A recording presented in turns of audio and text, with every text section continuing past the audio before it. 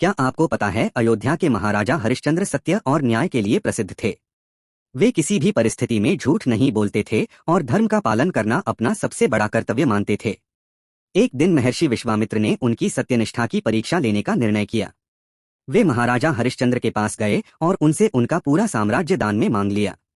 सत्य के पालन हेतु राजा हरिश्चंद्र ने बिना किसी हिचक के अपना समस्त राज्य विश्वामित्र को दे दिया। इसके बाद महर्षि विश्वामित्र ने उनसे पुनः दान मांगा, लेकिन इस बार उनके पास देने के लिए कुछ भी शेष नहीं था। तब महर्षि ने उनसे कहा कि वे दान का ऋण चुकाने के लिए श्रम करें। राजा हरिश्चंद्र, रानी तारा और उनका पुत्र रोहिताश तीनों ने अयोध्या छोड़ दी और काशी की ओर प्रस्थान किया। काशी पहुंचकर राजा हरिश्चंद्र ने श्मशान में जाकर दाह संस्कार कर्म का कार्य स्वीकार किया और मृतकों के अंतिम संस्कार के बदले कर लगे।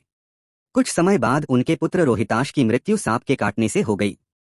शोकाकुल रानी तारा अपने मृत पुत्र के अंतिम संस्कार के लिए जब श्मशान पहुंची तो राजा हरिश्चंद्र ने धर्म का पालन करते हुए उनसे भी कर मांगा। यह सुनकर रानी रोने लगी क्योंकि उनके पास देने के लिए कुछ भी नहीं था। पर राजा हरिश्चंद्र सत्य और धर्म के मार्ग से विचलित नहीं हुए और अपने कर्तव्य पर दृढ़ रहे।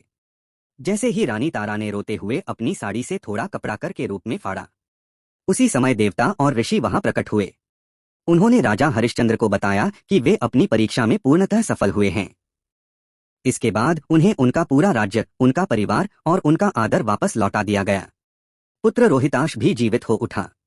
यह दिव्य घटना बताती है कि सत्य की शक्ति अपार होती है।